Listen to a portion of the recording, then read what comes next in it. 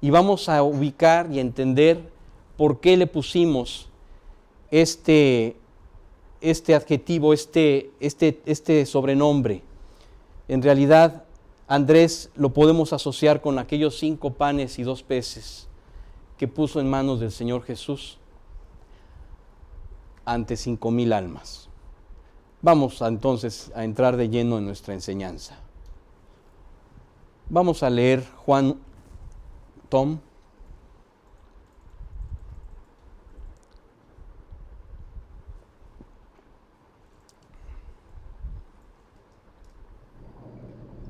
Juan 1:40. Uno de los 2 que oyeron a Juan y siguieron a Jesús era Andrés, hermano de Simón Pedro. Así es. Aquí estamos viendo que Andrés era hermano de Simón Pedro. Andrés, uno de los primeros discípulos de Jesús, fue un precioso instrumento para anunciar la identidad divina del Mesías. Pero también anunció con 5 panes y 2 peces su propia incredulidad, oculta detrás de una cortina aparente de sentido común. Descubriremos entonces al Andrés que llevamos dentro. Andrés fue un discípulo fundamental y su carácter anunciador, revelado en la Escritura en 3 momentos clave, nos permite ver 3 aspectos fundamentales que serán los temas de hoy. El primero, llevó a su hermano Pedro ante Jesús. El segundo, 5 panes y 2 peces.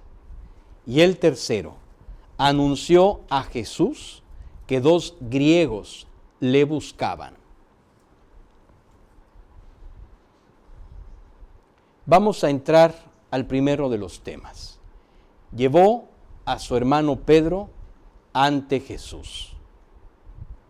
Vamos a leer este pasaje.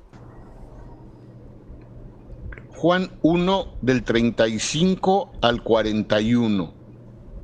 Al día siguiente, Juan estaba otra vez allí con 2 de sus discípulos y vio a Jesús que pasaba y dijo: ahí está el Cordero de Dios.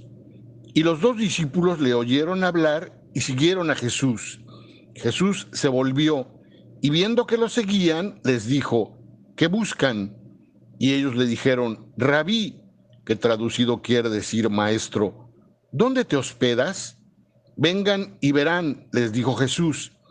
Entonces fueron y vieron dónde se hospedaba, y se quedaron con él aquel día, porque eran como las 4 de la tarde. Uno de los 2 que oyeron a Juan y siguieron a Jesús era Andrés, hermano de Simón Pedro. Él encontró primero a su hermano Simón y le dijo: hemos hallado al Mesías, que traducido quiere decir Cristo. Así es. Aquí estamos viendo el momento en el que Andrés fue encarado directamente con Jesucristo por parte de Juan el Bautista y le dijo: aquí está el Cordero de Dios. Esto nos revela que Andrés anteriormente era discípulo de Juan el Bautista. Así es que fue de los primeros discípulos que conocieron a Jesús y que estuvieron con él, y fue precisamente Juan el Bautista quien les presentó a Cristo y les reveló que él era el Cristo. Así es que Andrés encontró a su hermano Simón y le dio la noticia: hemos hallado al Cristo, al Mesías. Qué impactante noticia. El Evangelio de Juan revela que Andrés era discípulo de Juan el Bautista y fue precisamente él quien le presentó al Mesías. Andrés, acompañado del joven Juan, el discípulo amado, que tenía el mismo nombre que Juan el Bautista, pero eran diferentes personas, hay quienes se confunden con esto, llegaron ante Jesús y le preguntaron por el lugar en que moraba, con la intención de seguirle para siempre.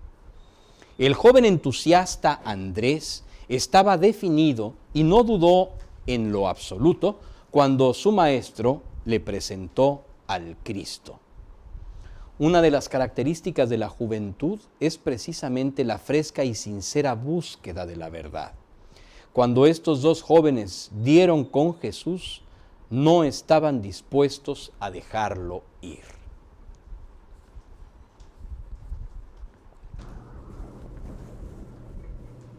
Eclesiastés 12:1. Acuérdate, pues, de tu Creador en los días de tu juventud, antes que vengan los días malos y se acerquen los años en que digas, no tengo en ellos placer. Aquí nos revela la Escritura que el mejor tiempo para conocer a Dios, al Creador, es precisamente en los días de la juventud. Claro que esto no significa que si tú conociste a Cristo a otra edad, a una edad ya más madura, no tengas el privilegio de poder servirle. No, de ninguna manera. Solamente dice, ojalá que todos se convirtieran jóvenes. Tendrían mucho más oportunidad para poder servir en tiempo y en crecimiento a Dios. Bien. Andrés tenía un enorme cargo por su hermano Simón, Pedro, y sin duda Simón esperaba noticias de la identidad del Mesías, conociendo que su hermano Andrés era discípulo de Juan el Bautista, que anunciaba su inminente llegada. Es probable que hoy tú que estás escuchando este mensaje estés como Pedro, esperando conocer la verdadera esperanza en este mundo mientras continúas en tus labores cotidianas. Recuerdo que así estaba yo. Prácticamente todos los que hoy conocemos a Jesucristo tuvimos cerca algún Andrés que nos llevó a Él. Yo estaba en medio de una plática de negocios con mi tío Mario cuando él dijo, he encontrado la esperanza. Es necesario continuar con el precioso ministerio de presentar a Cristo para quienes aún no tienen una esperanza real. Solo Dios puede llenar el corazón de las personas. Hoy la enseñanza de Andrés ha llegado hasta ti para decirte que Jesucristo es la esperanza verdadera que estás buscando en otros sitios y que es necesario que te encuentres con Él. Las credenciales de Jesús estaban en la vida y el testimonio de Andrés, que manifestaba la esperanza y la paz que solo Dios puede ofrecer. Así fue el encuentro de Simón Pedro con Cristo. Andrés fue clave en la conversión de uno de los principales pilares de la iglesia.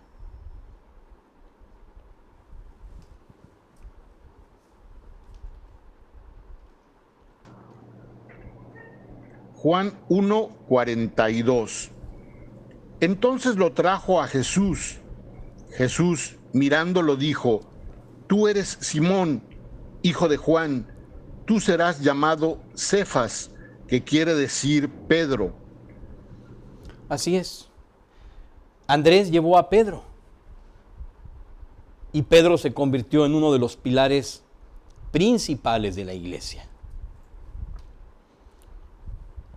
En el año de 1855, Edward Norris, un pastor misionero, predicaba en una iglesia de Boston cuando un joven de 18 años que asistió fue presentado de cara a Jesucristo. El doctor Norris, como Andrés, fue el instrumento para que el joven Dwight se convirtiera. Vamos a ver esta ilustración. Aquí tenemos la ilustración de una predicación y aquí vamos a ubicar al predicador y al pastor como el doctor Edward Norris.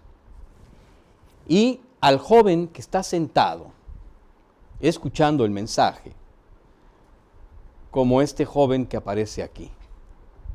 Para quienes no tienen todavía idea de quién es, este hombre es Dwight L. Moody, uno de los grandes evangelistas, predicadores, pastores y fundadores de la escuela cristiana, de la escuela Moody, famosa del Instituto Moody, que hoy es clave en la educación, de ahí se deriva Harvard y muchas otras universidades. Este hombre, quiero decirte que no tuvo la oportunidad de ir a la escuela. Y él es el fundador de las escuelas más prestigiadas del mundo. Y él no tuvo la oportunidad de ir a la escuela. Pero tuvo la oportunidad de servir a un Dios que era suficiente para hacer todo lo que hizo. Y este pastor Edward Norris fue clave en la vida de Moody, porque Moody entendió el llamado a partir de ese momento, el llamado a servir a Dios, el llamado a querer identificarse con Él. Nada más quiero decirte que a los 2 años de convertido, Moody ya había fue a Chicago y a servir en Chicago, en la iglesia de Chicago, y en una escuela, en una Sunday School en Chicago, los alumnos crecieron de manera tan inesperada que el presidente Lincoln fue a visitar la escuela. Y 6 años más tarde, también en Chicago, regresó Lincoln porque la escuela se había multiplicado. Todo por un joven que quiso creerle a Dios y a su poder. En el año 1934, el evangelista Mordecai Ham predicaba en una reunión de avivamiento en Charlotte, Carolina del Norte, ante un grupo de jóvenes. William, un joven de 16 años, finalmente conoció a Jesucristo ante la guía de Mordecai Ham, como Andrés llevó a Pedro ante Jesús. Más adelante, una maestra bíblica de la escuela dominical llamada Henrietta Mears confrontó a William ante su dificultad de aceptar la Biblia como palabra de Dios. Vamos a ver ahora la ilustración. Bien, aquí tenemos algunas fotografías de una reunión de avivamiento de esa época. Arriba tenemos a Mordecai Ham predicando y anunciando sus predicaciones y sus mensajes de avivamiento en la radio. Él estaba en la radio en ese tiempo. Y del lado derecho tenemos una escuela cristiana de la época dentro de la iglesia que fue la primera iglesia presbiteriana en Charlotte. Y bien, aquí tenemos a Mordecai Ham en los años en los que conoció a William. Tenemos a Henrietta Mears y tenemos al joven William. Si no lo identificas bien, quizás en esta nueva fotografía lo puedas identificar mejor. Estamos hablando de Billy Graham.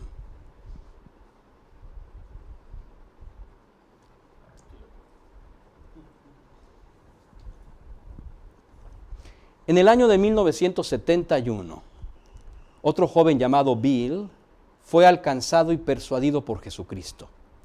Este joven halló a otro de nombre Juan y le dijo como sucedió con Andrés y Pedro, que había encontrado a Cristo. Entonces Juan fue llevado por Bill ante un misionero que finalmente le presentó a Cristo. Así fue que Juan conoció a Jesús. Vamos a ver la ilustración. Esta es una fotografía de 1971 de la Ciudad de México. Así estaba en la Ciudad de México, vean los autos, los modelos de los autos abajo. Maravillosa vista, ya es otra la ciudad mucho más moderna, pero esta es la vista de la ciudad en ese tiempo. Y por aquí, por alguna casa de allá, Bill le dijo a Juan, Juan, he encontrado a Jesucristo. Y entonces Bill llevó a Juan con el misionero. Y finalmente conoció a Jesucristo por medio del misionero de nombre Emil Anderud. Bill aparece ahí, es Bill McGrath, y quien está justamente allí es Juan Manuel de León, el pastor de nuestra iglesia, y por quien Dios, por el poder de Dios, hizo con su poder, con el poder de Dios, la iglesia de la que hoy formamos parte. Así es que, digamos que de alguna forma, en esta fotografía que estás viendo en cierta manera el principio del proyecto que Dios tenía en mente con la iglesia a la que tú y yo pertenecemos. Aquí tenemos una foto de 1999, en donde estoy yo con Víctor Terrazas y Juan Manuel de León y Emilio. Y en la foto derecha también aparezco con Emilio en una foto preciosa, que yo había orado años por tener esta foto y finalmente Dios me la regaló. Es fundamental que nuestra predicación de la esperanza de Jesucristo esté avalada por nuestra vida honesta delante de Él. Alguien que predica a Cristo y tiene una vida descuidada causará confusión y en ocasiones es todo lo que ciertos incrédulos requieren para rechazar la salvación. Más de una ocasión he escuchado a incrédulos cuestionar la vida de hipocresía de creyentes. En este punto solo debemos decirles que Cristo no les fallará, que Jesús es una esperanza real y su amor le está esperando. Es fundamental dejar a un lado la incredulidad y abrazar una vida auténtica de fe para salir a predicar el Evangelio.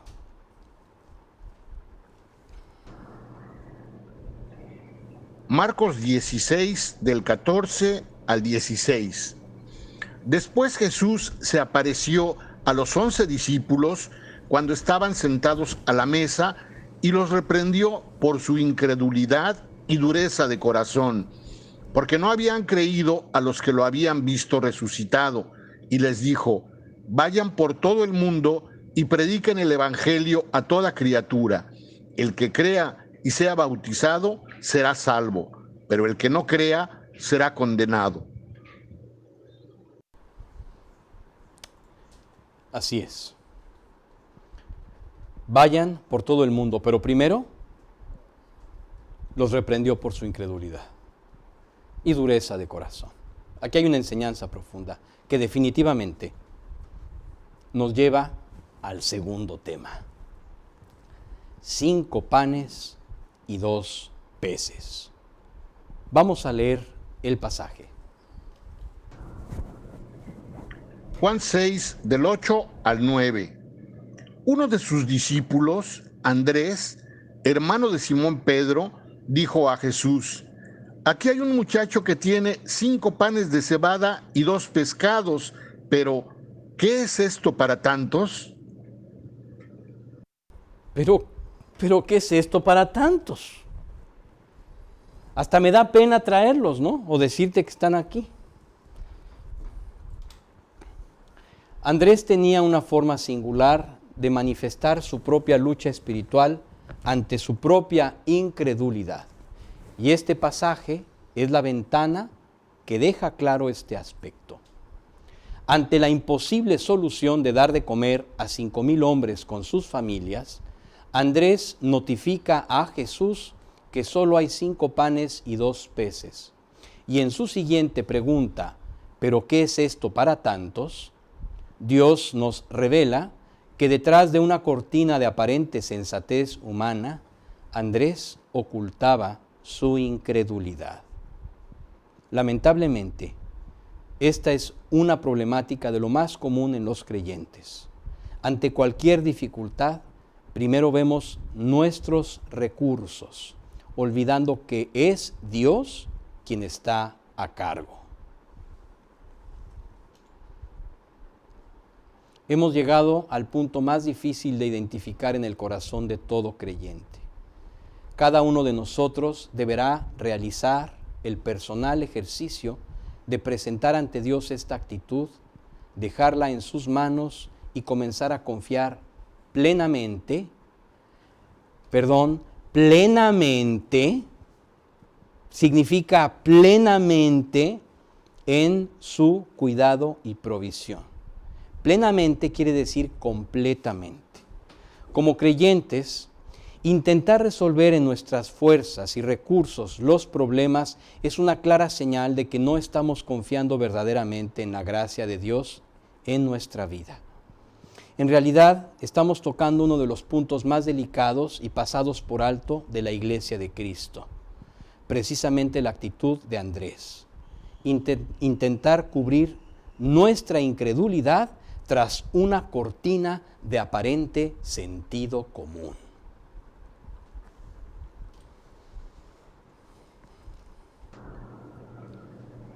Hebreos 11:1.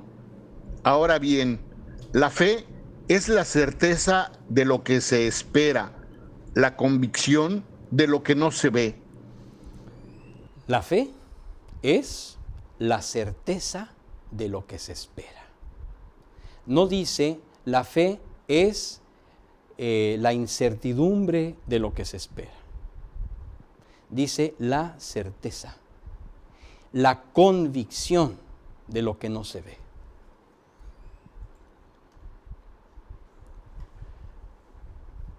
En esta ilustración vemos un precipicio, vemos un pedazo de tierra y un precipicio. Y en este precipicio llega este caballero y llega hasta el borde del precipicio. Ya no puede cruzar. Es más, si da un paso hacia el frente, se mata. Entonces, decide poner su esperanza en las promesas, y las promesas inmediatamente arrojan una soga hacia él, y él decide amarrarse y atarse a esta soga. ¿Y sabes qué sucede? Dale un clic, Oscar, y esperamos unos segundos. ¿Sabes qué sucede? Lo que sucede es que comienza a andar sobre nada. Esa nada se llama la fe, la gracia de Dios que opera solamente en la fe. Este andar ilustra, en mi opinión, como pocos o quizás como ningún otro, la fe. Se trata de andar no por vista, sino como viendo al invisible, atados a las promesas de Dios. En algún lugar de la tierra, del tiempo y del espacio, cierto creyente a quien llamaban Bori era dueño de un mesón que cada vez recibía menos clientes y se preguntaba si acaso Dios estaba indicando que era tiempo de venderlo y dedicarse a las artesanías. Así que oró y preguntó a Dios, y leyendo su Biblia, Bori entendió que era el tiempo de hacer la venta. Entonces, porque representaba una gran y trascendente decisión, consultó al ministro, así como a un comerciante del reino. Ambos coincidieron que era tiempo de poner a la venta el mesón, y así lo hizo. En aquellos días llegó de un reino vecino un viejo amigo de Bori, también creyente, llamado Caas, que al enterarse de la venta del mesón, cuestionó su convicción y le condenó diciendo que no podía creer que alguien que dijera ser creyente dejara en desamparo a su familia. Bori sonrió y le dijo: mi amparo es Cristo.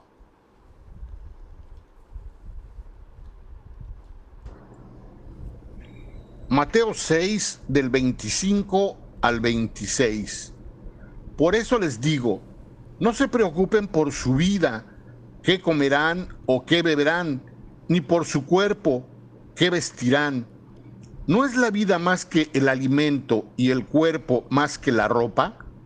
Miren las aves del cielo, que no siembran, ni ciegan, ni recogen en graneros, y sin embargo, el Padre Celestial las alimenta. ¿No son ustedes de mucho más valor que ellas? Miren las aves del cielo. Detrás de las aves está el cielo. Por eso Jesús les pide que miren las aves del cielo. Dios es más que suficiente, como lo aclara el siguiente pasaje. Mateo 6, del 31 al 34.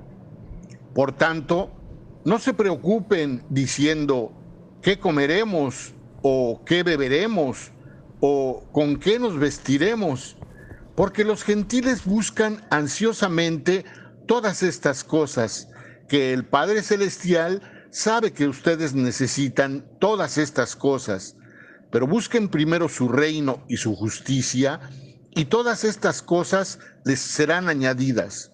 Por tanto, no se preocupen por el día de mañana, porque el día de mañana se cuidará de sí mismo. Bástenle a cada día sus propios problemas. Aquí tenemos una enseñanza que debiera ser la cabecera de la vida de todo creyente. Desgraciadamente, cuando escasea el recurso o cuando abunda el recurso, esto es lo primero que se olvida. Desgraciadamente. Ponemos nuestra esperanza en los recursos, en lo que tenemos, en nuestra fuerza, en nuestra capacidad, y no en el poder, en la gracia y en la guía de Dios.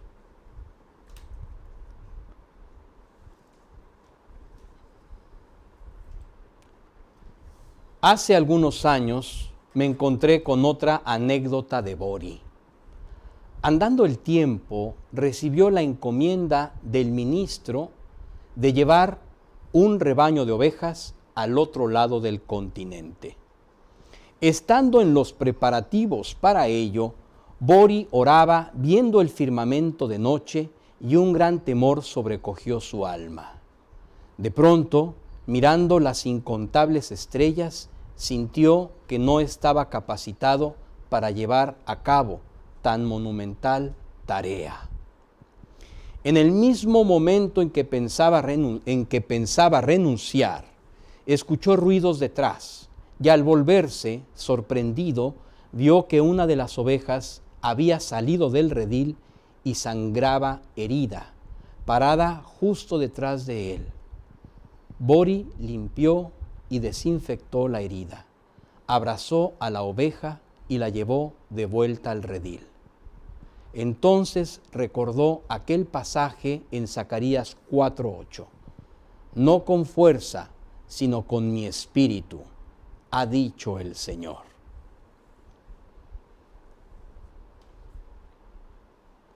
Dios no espera que utilices tus recursos y tu fuerza para llevar a cabo la transformación de tu vida y la solución de tus problemas. Lo que Dios espera es que tomes la decisión de creer en Él y que dejes en sus manos tu vida, tus vicios y tus problemas.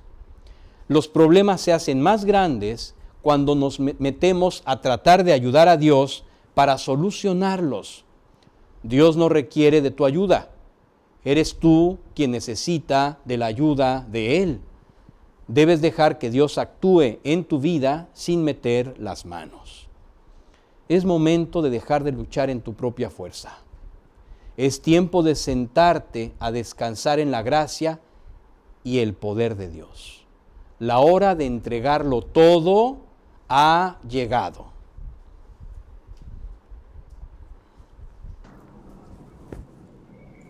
Mateo 11, del 26 al 28. Vengan a mí todos los que están cansados y cargados, y yo los haré descansar. Tomen mi yugo sobre ustedes y aprendan de mí, que yo soy manso y humilde de corazón, y hallarán descanso para sus almas, porque mi yugo es fácil y mi carga ligera. Aquí Dios está llamándote, a ti que estás cargado y cansado. Dios te quiere hacer descansar. Toma el yugo de Él sobre ti y aprende de Él. Aprende de su mansedumbre, de su humildad, y entonces hallarás descanso para tu alma. El yugo de Cristo es fácil y su carga es ligera. Este es el momento en el que Dios te está llamando. Si ya te has convertido, es tiempo de creer en Él. Si aún no te has convertido, ha llegado el precioso momento de entregarle tu vida. Dios está esperando. Él quiere llenar tu vida de paz, de esperanza, de cuidado y de propósito. Para esta cita con Cristo, es necesario que hoy aceptes que has pecado y te arrepientas delante de Él, que te ama y pagó tu deuda por tus pecados en la cruz. Debes aceptar este pago que Él ya hizo por ti. Debes hacerlo tuyo. Este es el regalo de salvación que debes aceptar. Por último, debes abrirle la puerta del corazón para invitarlo a entrar y entregarle tu vida.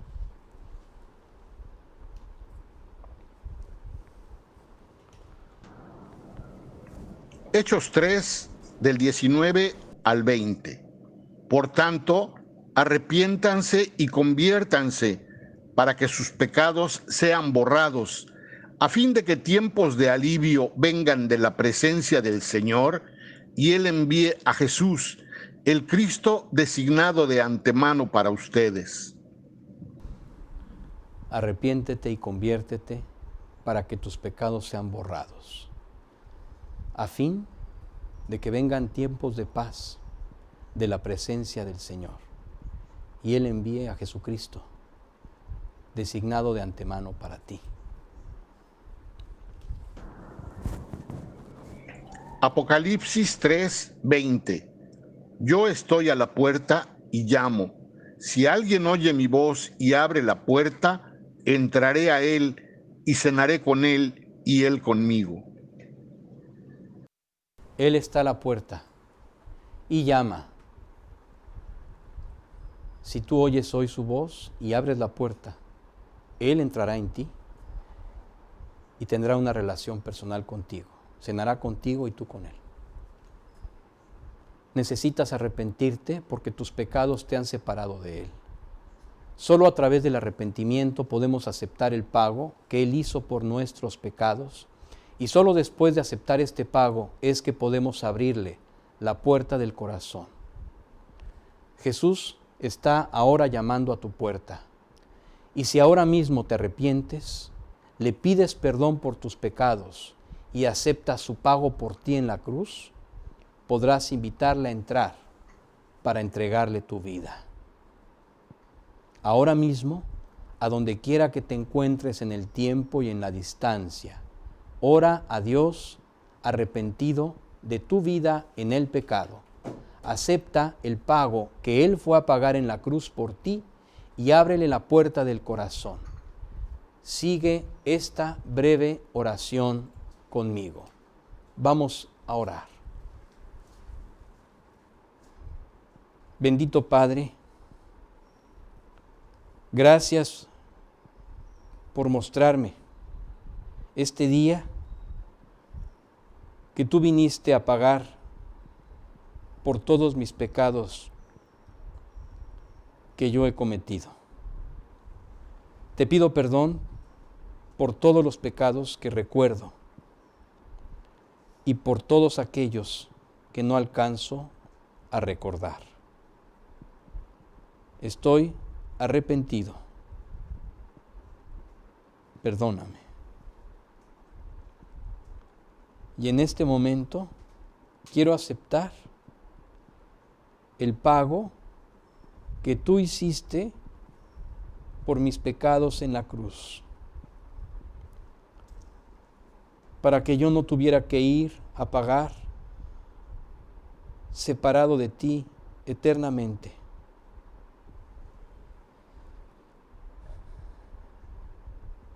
Gracias por tu pago de amor y por la oportunidad que me das hoy de arrepentirme delante de ti. Y en este momento te abro la puerta de mi corazón. Te pido que tú entres en mí. Te entrego el trono de mi corazón, te entrego mi vida.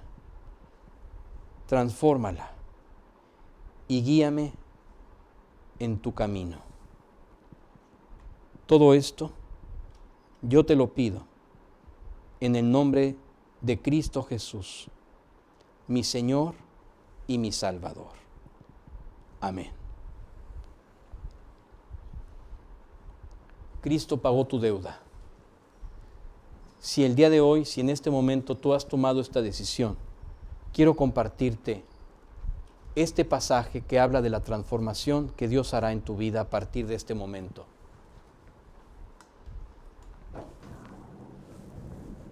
Segunda de los Corintios 5:17. De modo que si alguno está en Cristo, nueva criatura es. Las cosas viejas pasaron, ahora han sido hechas nuevas. Todo nuevo. Borrón y cuenta nueva, como decimos coloquialmente. Se trata de hacer todo nuevo y dejar toda tu vida anterior en la cruz del Calvario. Ahora todas las cosas han sido nuevas. Eres una nueva criatura si hoy tú has vuelto a nacer en Cristo. Si tú hoy te has arrepentido y le has entregado tu vida.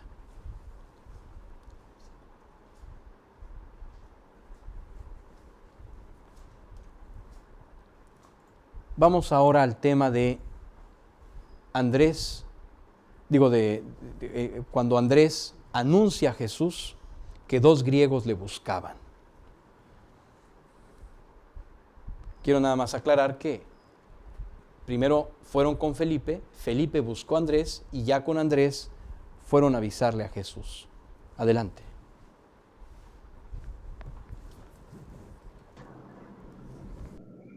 Juan 12, del 20 al 23. Había unos griegos entre los que subían a adorar en la fiesta.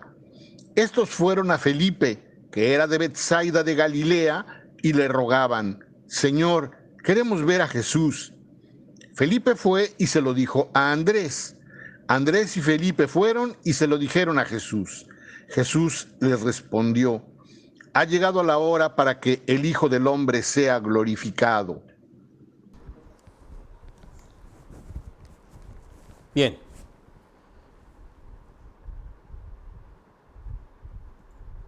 Queremos ver a Jesús. Así es. Así es que Andrés y Felipe fueron y se lo dijeron a Jesús. Este pasaje revela por lo menos 3 detalles que debemos señalar. En primer lugar, que Andrés era el eslabón entre el grupo de los discípulos más cercanos a Jesús. Eran Pedro, Jacobo y Juan. Ellos son varias veces mencionados como el selecto tercio que acompañaba a Jesús en las tareas más íntimas y más reveladoras. Estuvieron con él cuando se transfiguró en el monte, cuando levantó de la muerte a la niña Tabita y cuando clamaba a Dios en el monte de los Olivos justo antes de que lo llegaran a arrestar para ser crucificado. Andrés no se menciona con ellos, pero era hermano de Pedro y tenía la confianza para acudir personalmente a Jesús.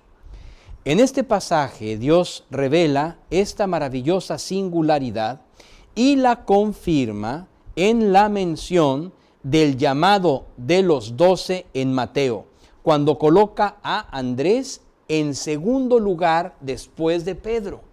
Miren este pasaje como dice, primero Pedro, después Andrés. Adelante, vamos a escucharlo.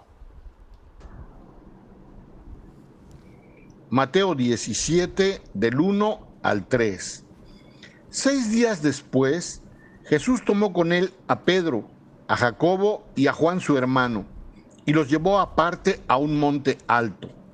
Delante de ellos se transfiguró, y su rostro resplandeció como el sol, y sus vestiduras se volvieron blancas como la luz. En esto se les aparecieron Moisés y Elías hablando con él. Exacto. Aquí estamos viendo un ejemplo de cómo llamó a estos tres, digamos, el grupo más íntimo, Pedro, Jacobo y Juan, y se transfiguró delante de ellos. Ellos mismos también estuvieron ahí cuando levantó a Tabita de la muerte y también cuando les pidió que oraran con él en el Monte de los Olivos. Este es un ejemplo. Ahora vamos a ver el llamado de Pedro primero y luego Juan su hermano. Mateo 10, del 1 al 4. Llamando a sus 12 discípulos, Jesús les dio poder sobre los espíritus inmundos para expulsarlos y para sanar toda enfermedad y toda dolencia. Los nombres de los 12 apóstoles son estos. Primero, Simón, llamado Pedro, y Andrés, su hermano, y Jacobo, el hijo de Zebedeo, y Juan, su hermano, Felipe y Bartolomé, Tomás y Mateo, el recaudador de impuestos, Jacobo, el hijo de Alfeo, y Tadeo, Simón el cananita, y Judas Iscariote, el que también lo entregó. Como vemos aquí, dice, los nombres de los apóstoles son estos. Primero, Simón llamado Pedro y Andrés su hermano. Lo coloca con él. Y esto evidentemente pues le da entrada, por lo menos bíblicamente hablando, al grupo selecto de los tres más íntimo que acompañaron a Jesús. Ahora quiero decir algo, no es que estos tres sean mejores o mayores que los otros, nada tiene que ver con eso. Estos tres estaban listos para este ministerio, pero los otros estuvieron después también. Ya que Jesús fue glorificado, todos los otros estuvieron listos también. Y cada uno glorificó a Dios con su vida y muriendo incluso, predicando el Evangelio con todo su corazón. Así es que este ministerio que estos tres ahora sí podían cumplir porque estaban listos para ello, los otros alcanzaron después de que Cristo fuera resucitado. Así es que nada más como aclaración, no eran mejores, no, ni eran mayores, no, estaban listos antes, nada más. Pero no significa que los otros no lo pudieran estar después. Así es que aquí está nombrando a Pedro y después a su hermano Andrés. Y esta mención pues nos explica por qué Felipe fue y buscó a Andrés para poder hablar con Jesús. Ahora vamos a mencionar un error que tuvimos en un pasaje ya leído anteriormente.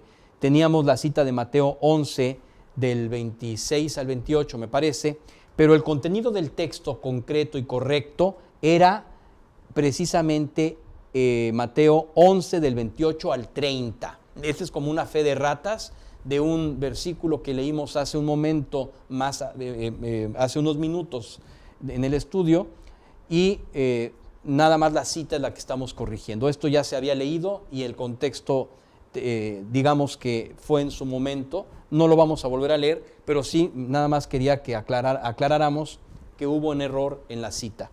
Adelante, Oscar. Muy bien. En segundo lugar, revela que Andrés tenía una natural vocación de servicio. Era el creyente que permanecía detrás del escenario esperando la manifestación de alguna necesidad para atenderla de inmediato. Siempre estaba solícito. No dudó en llevar a Pedro con Jesús. Tampoco lo hizo al ver los 5 panes y los 2 peces. Y no pudo dejar pasar la oportunidad de llevar la solicitud de estos 2 griegos, que eran almas gentiles, ante la presencia de Jesucristo. El tercer factor es la enseñanza que derivó tras este aviso. Nada más vamos a recapitular. El primer factor es que Andrés era el eslabón entre el grupo de los más allegados a Jesús y los demás apóstoles. Y el segundo factor es que Andrés siempre estaba dispuesto para servir, o para por lo menos para manifestar la vocación de servicio y atender alguna necesidad que se diera. Y el tercer factor precisamente es la enseñanza que derivó tras el aviso hecho a Jesús de que 2 griegos lo buscaban. Jesús reveló a Andrés, a Felipe y a nosotros que su hora había llegado y que esto representaría la oportunidad de que la gracia de Dios operara una transformación en la vida de ambos, como lo hace también en la tuya y en la mía.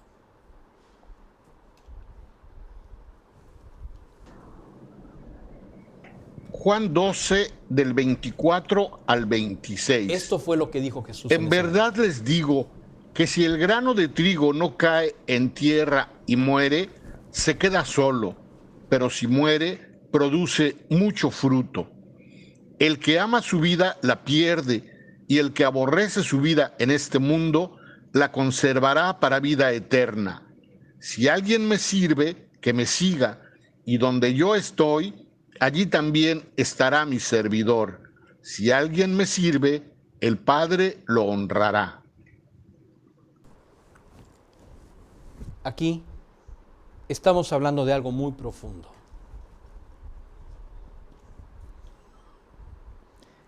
El grano debe caer en la tierra y entonces, como ya está plantado, el grano muere y se comienza a transformar poco a poco en una planta.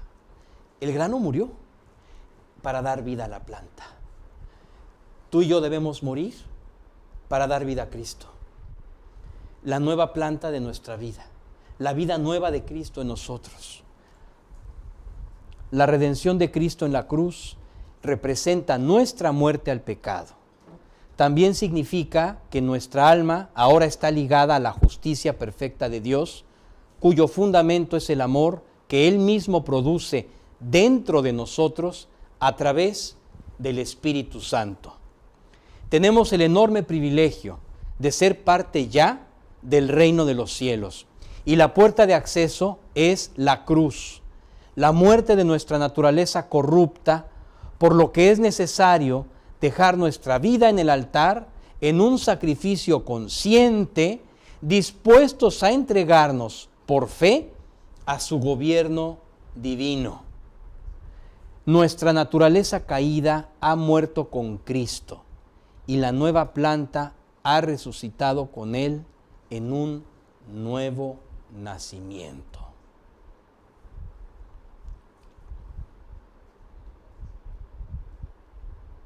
Hemos llegado al tiempo de la conclusión. Vamos a concluir. Número 1. Hoy, como hizo con Andrés, Dios ha venido a recordarte quién es Jesús, el Cristo, el Verbo, el Todopoderoso. Y, como entonces, no cesa en su incansable búsqueda por conquistar primero tu alma y después tu voluntad. Segundo, ha llegado el momento de soltar las amarras de la fe. Debemos confiar en el amor y perfecto cuidado de Dios en nuestra vida. Es necesario descubrir el tesoro que está escondido en el reino de la fe. Y por último, la nueva vida de Cristo no tiene relación con la vieja naturaleza pecaminosa. Es necesario hacer morir las obras de nuestra carne y manifestar las obras de luz de Dios en nosotros.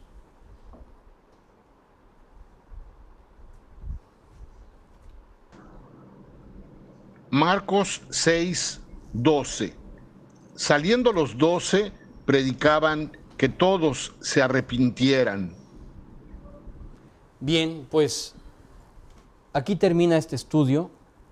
No sé si hay alguna pregunta. Si tienen preguntas, vamos a esperar un espacio de tiempo para que las puedan hacer. y entonces las contestamos. Y si no hubiere preguntas, entonces nos despediremos. Oraremos primero, agradeciendo a Dios, y nos despediremos.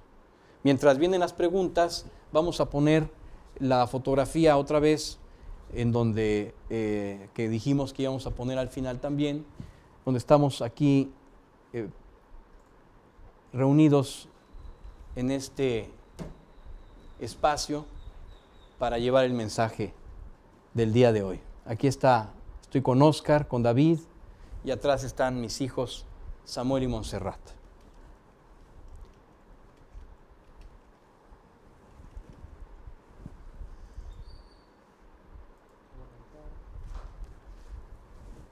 Bien, pues vamos a orar.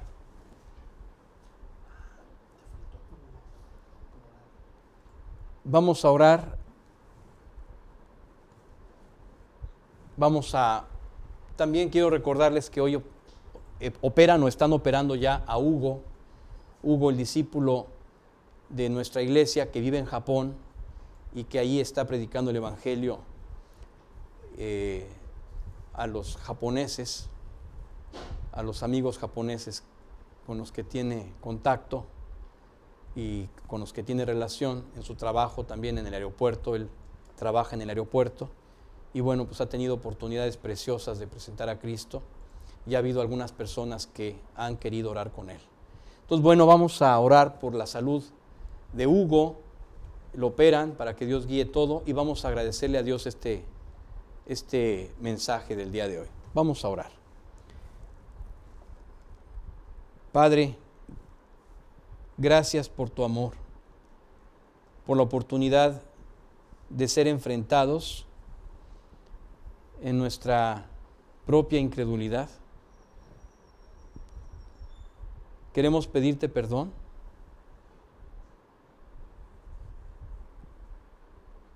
por todas las veces que hemos permitido que nuestra naturaleza controle nuestras decisiones